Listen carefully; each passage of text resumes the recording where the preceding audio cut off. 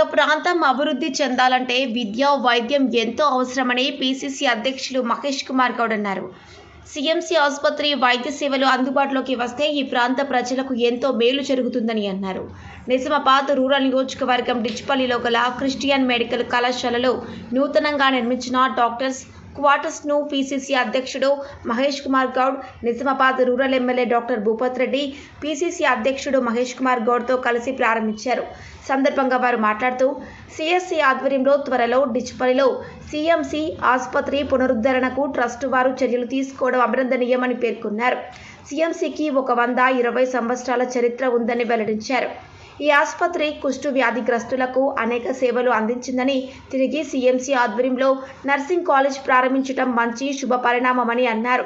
CM Revanth రెడ్డితో మాట్లాడి medical college పునఃప్రారంభం అయ్యేలా కృషి చేస్తానని హామీ ఇచ్చారు. డిచ్పల్లితో తనకు ప్రత్యేక అనుబంధం ఉందని అన్నారు.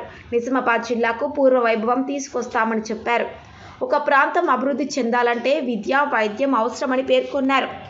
అభివృద్ధి చేయాలి కానీ మతం పేరుతో రాజకీయాలు చేయవద్దని హితో పలికారు. సీఎంసీ ఆసుపత్రి వైద్య సేవలు అందుబాటులోకి వస్తే ఈ ప్రాంతంకు ఎంతో మేలు జరుగుతుందని తెలిపారు. సీఎంసీ ఆసుపత్రి కళాశాలకు రాష్ట్ర ప్రభుత్వం అండగా ఉంటుందని ట్రస్ట్ సభ్యులకు తెలిపారు.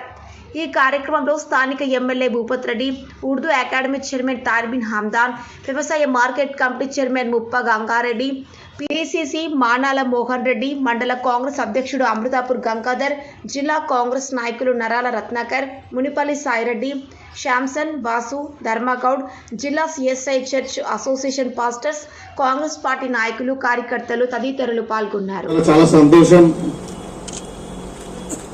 నేను ఇక్కడ ఈ ప్రాంతానికి ఎమ్మెల్యేగా ఉండడం, మళ్ళీ మన ఏరియాలో మళ్ళీ ఇంకా మెడికల్ కాలేజ్ స్థాపించాలి, మళ్ళీ స్టార్ట్ చేయాలని చెప్పి ఈ south India church of south India వాళ్ళు అనుకోవడం అనేది నిజంగా అది చాలా సంతోషకరం.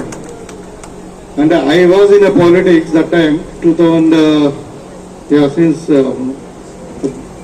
that time it was a medical college here, so I used to think that is one of the even this area will be served very much because of this medical college అనుకున్నాము. అప్పుడు బాగా patients కూడా బాగా ఉండే, మళ్ళీ unfortunate something went wrong, I don't know, but discontinue అయింది.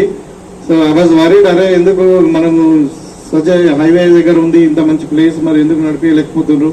అప్పుడు ఏదో స్టాఫ్ ప్రాబ్లం అంతా ఉండే. ఈవెన్ ఒక 2 సార్లు ఇక్కడ నేను ఫ్యాకల్టీ డాక్టర్ కూడా వచ్చిన, అప్పుడు అంటే మన వాళ్ళు రిక్వెస్ట్ చేస్తే ఐ వాజ్ బిజీ. సో తర్వాత సరే బంద్ అయింది. తర్వాత it use to be only counting centre for the parliament elections and assembly elections. So now it is I'm very happy to have this situation here, starting doctor's quarters, and there is a 50-bed hospital is running here. Even I attended the medical camp here last 3-4 months back. Yeah. Then now, in very shortly, I think the nursing college is going to be started. I hope in future we are going to have a medical college also here. So all the aim of CSI, you know that it's a very big organization. Lucky to have a CSI franchise here in Dichpalli, and through them with the medical college running here means the total of this area will be, the population of this area, poor people will be benefited, right? So really I'm very glad to your organization. Congress party is in the power now with the leadership of the Ravindra Reddy, and the state president is here. So definitely we'll have a support from the government, I think. So, and hope for the best. Very shortly we have a medical college here to be started, right? So అంటే ఈ కొన్ని వీటితో మీకు అందరు కూడా ఇప్పుడు మన డిచ్పల్లి మండలం నుండి వచ్చిన వాళ్ళకి అందరు కూడా ఏదంటే, ఇప్పుడు మెడికల్ కాలేజ్ వస్తే మనకి ఇప్పుడు గవర్నమెంట్ మెడికల్ కాలేజ్ ఎంత యూస్ఫుల్ ఉంది. ఇక్కడ కూడా అంతా ఇప్పుడు వీళ్ళకంతా ఆరోగ్యశ్రీ వర్తిస్తుంది. తర్వాత అదేవిధంగా మన పిఎం ఏది సెంట్రల్ స్కీమ్ ఉంది కదా, ఆయుష్మాన్ భారత్, ఇవన్నీ కూడా వర్తించడం వల్ల వాళ్ళకు కూడా ఇన్స్టిట్యూషన్ రన్ చేయడం పెద్ద ఇబ్బంది కాదు. మన పేషెంట్స్ కూడా ఆల్మోస్ట్ తక్కువ ఖర్చులను లేకుండా ఫ్రీగానో ట్రీట్మెంట్ అయిపోతుంది. మనకి ఇంత సెంటర్లో ఉన్నాయి, ఇప్పుడు ఒక 50 విలేజ్ చుట్టుపక్కల ఉన్నాయి. మనకి ఇప్పుడు నిర్మల్ దగ్గరికి వచ్చినా కానీ, మరి ఇక్కడ కామారెడ్డి నుండి వచ్చినా కానీ మనకు అంటే యాక్సెస్ ట్రైన్స్ కానీ రోడ్ కానీ బాగుంది. మరి ఇక్కడ 300 ఎకరాల క్యాంపస్ అంటున్నారు. నిజంగా ఇక్కడ మెడికల్ కాలేజ్ వస్తే మన డిచ్పల్లి ప్రజల, నా కాన్సెన్స్ వాళ్ళ ప్రజల అదృష్టంగా నేను భావిస్తా ఉన్నా. అంటే ఇప్పుడు ఆల్రెడీ అంటే ఐ మీన్ నిజామాబాద్ ప్రజలు ఎంజాయ్ చేస్తా ఉన్నారు మెడికల్ ఫెసిలిటీస్ మెడికల్ కాలేజ్లో, గవర్నమెంట్ మెడికల్ కాలేజ్ లేకన్నా ముందు it was a big problem for us. So now having one more medical college is another asset for us. So ఇదంతా చాలా సంతోషం. మీరందరూ I'm really congratulate your organisation to taken again initiative to start the medical college and medical setup here, maybe beginning with a paramedical, nursing, and future it may be go for even dental and other paramedics also. So definitely government will have a support, and I am very happy to be part of this program today. Thank you one and all. And education, నేను ఏ speech చేసినా education గురించి 2 మాటలు చెప్తాను. ఇక్కడ నా సోదరి మందరికి చెప్తాను, పిల్లల్ని చదివించాలి. చదువుకున్న జీవితం కలర్ టీవీ, చదువుకోకుంటే black and white portable TV. మీరు చాలా మంది చూస్తుంటారు. నేను 14 ఇంచుల టీవీ, మొదటి టీవీ మా ఇంట్లో 14 ఇంచుల బ్లాక్ అండ్ వైట్ టీవీ చిన్నగా ఉంటుంది. చదువుకుంటే ఇవాళ 80 ఇంచెస్ 100 ఇంచెస్ టీవీలు కూడా వచ్చినాయి. సో జీవితం చదువుకుంటే కలర్ఫుల్ గా ఉంటుంది.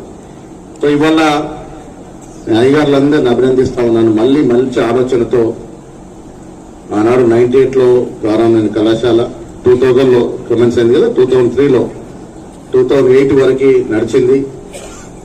ఎంసీఏ నిబంధనలు చాలా స్ట్రిక్ట్ గా ఉంటాయి.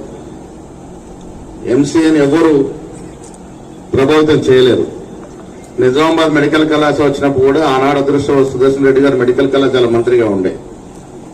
ఎంసీఏ వాళ్ళు ఆ కళాశాలకు పర్మిషన్ ఇవ్వలేదు, ఎందుకంటే మధ్యన రోడ్డు ఉంది కాబట్టి కంబైండ్ ఉండాలని చెప్పినారు.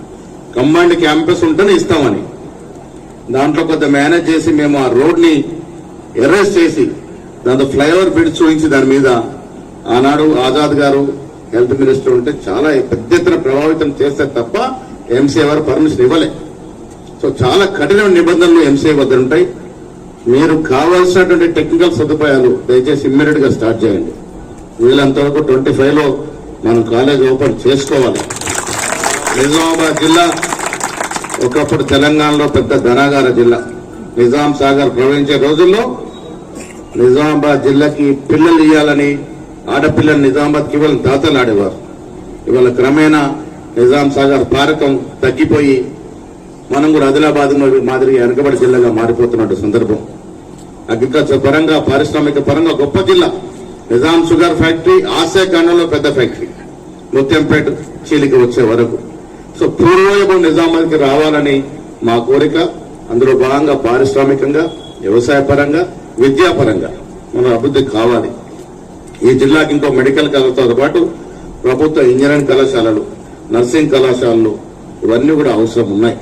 మీరు ముందుకు వచ్చి సిఎస్ఐ అనేది చాలా గొప్ప సంస్థ, నిస్వార్థంగా నిజాయితీగా సేవలు అందించే సంస్థ. దీనిలో ఏం అనుమానం లేదు. 300 ఎకరాల క్యాంపస్. లెప్రసీ అంటే చాలా మంది ఈ కొత్త జనరేషన్ చూసుండరు లెప్రసీ యొక్క బాధలేంటో. నేను చిన్నప్పుడు మా ఊర్లో 2-3 లెప్రసీ పేషెంట్స్ ఉండేవారు. అప్పుడు డిచ్పల్లి గురించి చెప్పేవారు. డిచ్పల్లి నిజామాబాద్ యావత్ దేశానికి లెప్రసీ వాళ్ళకి వైద్యం అందించినటువంటి జిల్లా ఇది. బ్రిటిష్ కాలంలో సిఎస్ఐ ముందుకొచ్చి లెప్రసీ, ఆనాడు లెప్రసీ అంటే భయంతో కిలోమీటర్లు ఉరికే పరిస్థితి. లెప్రసీ పేషెంట్లు వస్తున్నారంటే దాన్ని